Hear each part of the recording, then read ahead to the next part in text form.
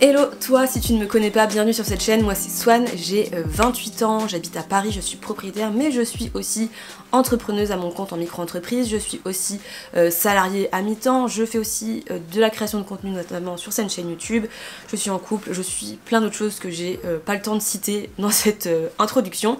Et si tu me connais déjà, tu te dis peut-être mais mince j'ai raté quelque chose, il s'est passé des trucs, pourquoi elle me parle de salariat?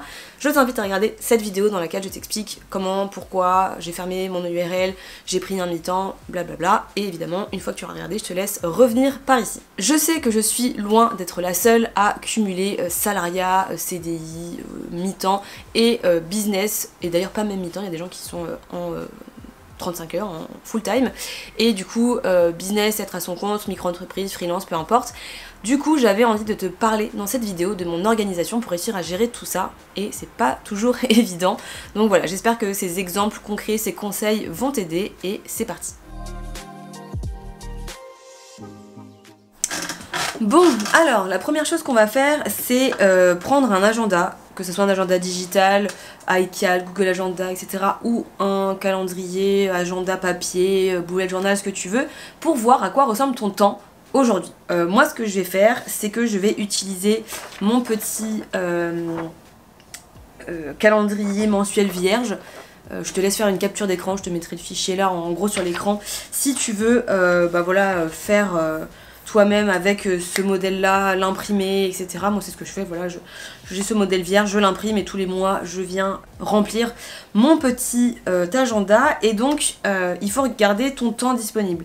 J'imagine que si tu as un salariat, tu as des horaires, tu as certains jours, si tu as un mi-temps, tu bosses peut-être 2-3 jours par semaine, le matin, le soir, l'après-midi, ou c'est des journées complètes, peu importe. Moi personnellement, jusqu'à il y a quelques jours, j'avais un mi-temps de 3 jours par semaine, du mercredi au vendredi. J'ai demandé à passer à 2 jours par semaine, parce que je commençais à avoir des demandes en coaching, etc. Donc je voulais avoir plus de temps. Et au final, d'ailleurs, je vais quitter mon salariat début du mois prochain. Donc bon, je fais quand même cette vidéo parce que j'ai quand même fait plusieurs mois comme ça. Et donc là aujourd'hui les disponibilités que j'ai, c'est du lundi au mercredi, je bosse ensuite à mon mi-temps le jeudi et le vendredi de 10h à 17h, et j'ai mon week-end ensuite de disponible. Donc il faut que je fasse avec ce temps-là pour avancer sur mon business. Évidemment le week-end en général c'est plutôt des moments que je vais garder pour ma vie perso, pour mes projets perso, pour passer du temps avec mes proches, ou alors je peux dessiner, ranger mon appart, etc. Et ensuite je dédie le lundi, mardi et mercredi à mon business, et là ça va être vraiment des journées plutôt focus business, les calls, l'administratif, les offres, tout ce qu'il y a à faire pour gérer son business. Le tournage de cette vidéo YouTube, on est mercredi matin. Ça peut être aussi pour les rendez-vous médicaux d'ailleurs, c'est ça qui est génial je trouve avec l'entrepreneuriat, c'est qu'on peut prendre des rendez-vous médicaux quand on veut sans demander des comptes à qui que ce soit. Et donc j'ai le jeudi et le vendredi qui vont être consacrés à tout simplement le salariat. Mais évidemment le matin avant d'aller à mon travail et le soir en rentrant, je pourrais aussi dire que j'ai des petits créneaux par-ci par-là pour avancer sur du perso ou du pro. Donc ce que je te propose, c'est que je te montre comment je remplis ça avec mes petits stabilos, code couleur, et que tu puisses le faire en même temps de ton côté en regardant cette vidéo si tu as un petit agenda pour regarder ton temps disponible, puisque c'est quand même la base. Alors pour commencer, ce que je vais mettre en place, c'est un code couleur. Donc moi j'utilise le vert pour le business, le bleu, violet pour le CDI, le salariat, et le rose pour le perso. Ensuite je vais venir évidemment mettre les dates dans mon agenda, mon calendrier. Évidemment si tu en as un déjà prêt, pas besoin. Et je vais commencer directement par ce qui est fixe, c'est-à-dire le CDI, j'ai mes 2 jours par semaine comme je te l'ai dit, donc je viens remplir mes petites cases. Ensuite je vais venir ajouter les moments perso qui me semblent importants. Donc là j'ai un voyage au Maroc de dimanche à mercredi prochain. Bien évidemment il y aura d'autres moments perso, mais je vais pas forcément tout noter, mais évidemment tu peux noter tes moments me time, voilà, des sorties entre copines. Là par exemple il y a mes répétitions de flûte qui sont tous les lundis soirs de 20h à 21h. Et ensuite je viens noter tout ce qui est business, tout le reste du temps que j'ai envie d'allouer au business, donc moi du lundi au mercredi. Et donc ça me permet d'avoir vraiment une visualisation de à quoi va ressembler ma semaine, et voilà, de caler déjà un petit peu les moments qui sont importants et qui me permet de voir le temps disponible. Pour les petits curieux et les petites curieuses qui se demandent ce que je fais dans mon mi-temps, eh bien je suis Space Manager, un grand mot pour dire que je gère un espace de coworking, donc je travaille voilà, pour que tout se passe bien dans cet espace. Je réponds aux questions des gens, je réponds aux emails, je vérifie les caméras de surveillance, je remplis la machine à café.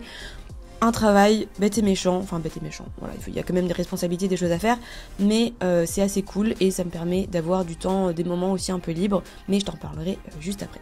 Et donc voilà mon calendrier, oula ça fait s'envoler.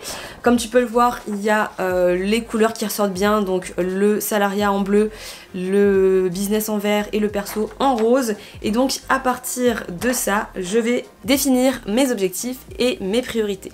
Par exemple, si actuellement ton objectif du moment c'est de lancer une nouvelle offre, tu ne vas pas utiliser ton temps disponible de la même manière que si ton objectif c'est de prendre des vacances ou j'en sais rien, de déménager comme moi. Donc évidemment la question que j'ai envie que tu te poses, de te poser, c'est quels sont tes objectifs du moment. Ou encore mieux, quel est ton objectif du moment, ton objectif principal, celui qui, si tu arrives à l'atteindre ou à avancer dans cet objectif, et rendra tout le reste de ta vie beaucoup plus simple, beaucoup plus fluide. Ça me fait penser évidemment à ce super livre qui s'appelle The One Thing, dans lequel l'auteur te parle du fait d'être vraiment focus sur un objectif hyper précis pour vraiment avancer dans la bonne direction. Et chaque jour, tu peux te demander quel est le truc que je peux faire aujourd'hui pour avancer dans la bonne direction par rapport à cet objectif. Et cet objectif qui va rendre tout le reste beaucoup plus simple, fluide, efficace, merveilleux.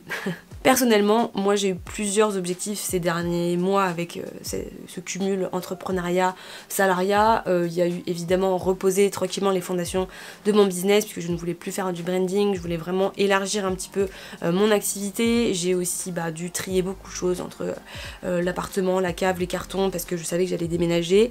Bref, je t'en parlerai dans une autre vidéo. Mais pour la simplicité, faisons simple et efficace pour le bien-être de cette vidéo, je vais me dire que moi mon objectif pro en ce moment c'est de lancer une nouvelle offre, c'est un super bootcamp que j'ai trop hâte de faire en présentiel, je te mettrai les infos en barre de description si ça te tente et l'objectif c'est vraiment de réussir à faire 6 ou 7 ventes au maximum pour un petit groupe d'entrepreneurs en présentiel où on va bosser sur le business avant la rentrée, ça sera en août donc voilà ça c'est mon objectif plutôt pro et l'objectif perso c'est vraiment de finir ce déménagement. Je vais te mettre des plans de mon appartement avec les cartons en ce moment.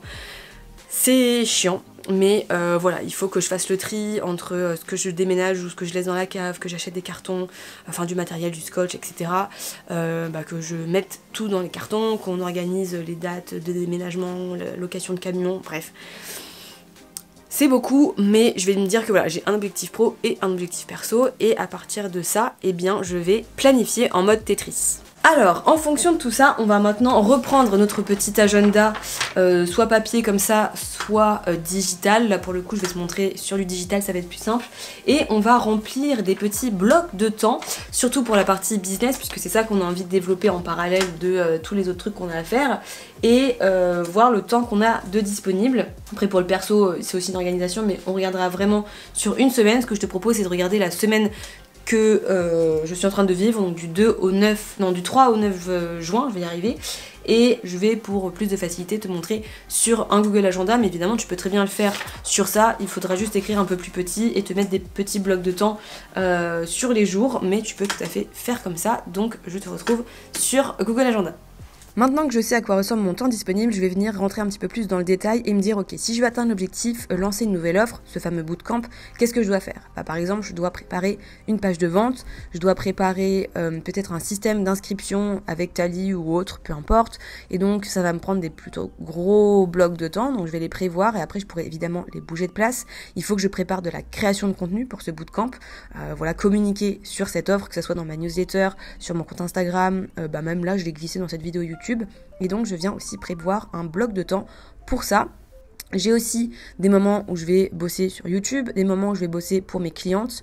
Voilà, ça peut être un batch de temps dédié à ça toute une après-midi. Et je vais aussi avoir tout ce qui va être programmer le contenu, répondre à des emails, voilà, faire des mails aussi pour la liste d'attente de ce bootcamp, les personnes qui sont intéressées. Ça peut être voilà, des calls.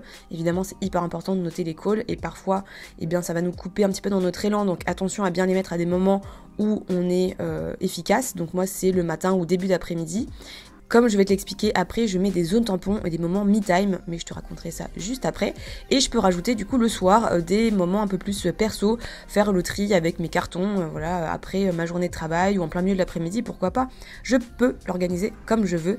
Et voilà, c'est ça la magie de cet agenda, c'est que c'est flexible, on peut bouger les blocs en fonction de notre niveau d'énergie, de ce qui est le plus stratégique pour nous. Moi j'aime bien programmer l'après-midi tranquillement avec une vidéo YouTube en fond, puisque le contenu est déjà prêt, j'ai juste à rentrer les informations dans Meta Business et puis voilà. J'espère que c'est clair pour toi, n'hésite pas si tu as des questions à me les poser en commentaire et on continue avec l'étape suivante qui est d'optimiser et d'ajuster.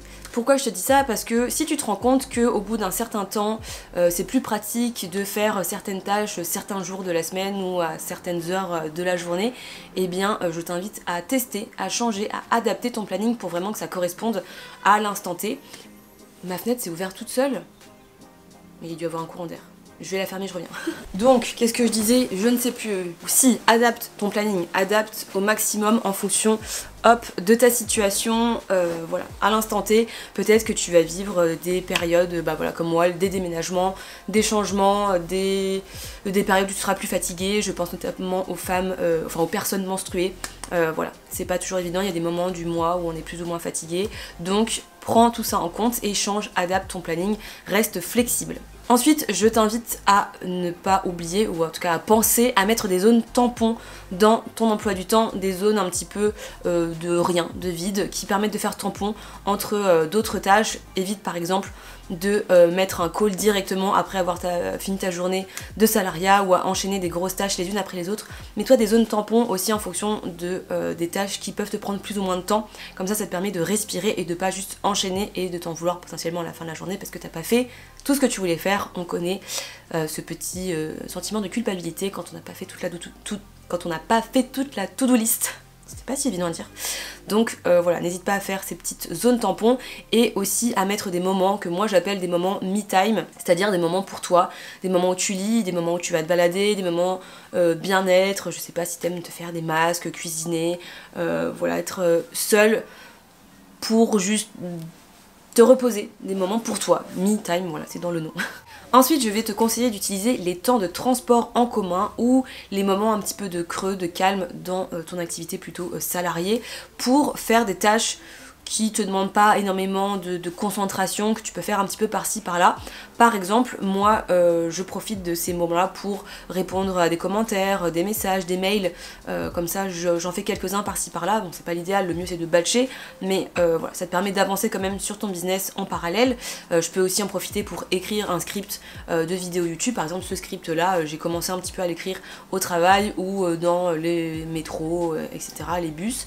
Ça peut être écrire des posts Instagram, des newsletters ou en tout cas commencer à faire la trame et ensuite tu peaufineras plus tard, mais c'est toujours du temps de gagner. Et dernier petit conseil, n'hésite pas à optimiser aussi et adapter ta disponibilité et le mettre en avant dans ta communication. Pour l'instant c'est pas très clair mais je vais t'expliquer. Par rapport à ton business, à toi, n'hésite pas à préciser dans ta communication, sur ton site ou même voilà, dans tes mails, peu importe, que tu n'es disponible qu'à certains moments de la journée ou pas tous les jours. Peut-être change aussi si tu fais des appels, des réunions, à vraiment dire que voilà, tu es dispo que le lundi, le mardi, que tu réponds à tes mails tous les 2-3 jours pour que les gens ne te sollicitent pas trop et qu'ils comprennent que ton temps est rare et qu'il ne faut pas en abuser parce que tu n'es pas disponible tout le temps, tout simplement. Franchement, je comprends totalement ta frustration de ne pas pouvoir tout donner dans ton business, dans ton activité, à toi, ton projet bébé, parce que en même temps tu as le salariat à gérer, la vie perso, peut-être même des enfants, des animaux de compagnie. Franchement, encore une fois, j'en ai parlé en story, mais j'ai un immense respect pour les personnes qui arrivent à gérer tout ça en même temps. Évidemment, moi j'ai pas d'enfants, j'ai pas encore de chiens et voilà, j'ai pas énormément de choses à gérer, enfin j'en ai quand même un petit peu, mais même si effectivement c'est difficile, ça demande beaucoup d'organisation et d'efficacité, de productivité, de discipline. Ce n'est pas impossible de gérer les deux en même temps et j'espère vraiment que ces petits conseils vont t'aider. Merci d'avoir regardé cette vidéo jusqu'au bout. N'hésite pas à la commenter, la liker, la partager à d'autres personnes qui auraient peut-être besoin de tous ces conseils, qui cumulent et qui sont un peu épuisés ou qui savent pas trop comment gérer tout ça. Évidemment, je donne des conseils mais dans la pratique c'est pas toujours évident, et j'en profite vraiment pour dire un énorme courage, force à vous, à toutes les personnes qui sont dans cette situation, et voilà, je comprends, et putain ce que c'est galère à gérer, mais bon on va y arriver. Et en tout cas moi j'aime bien ce mantra de se dire on fait du mieux qu'on peut avec ce qu'on a, et aujourd'hui actuellement on a plusieurs trucs à gérer en même temps, mais on va y arriver.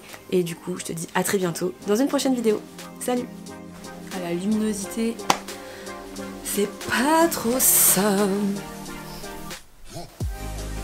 ne va rien. Alors, donc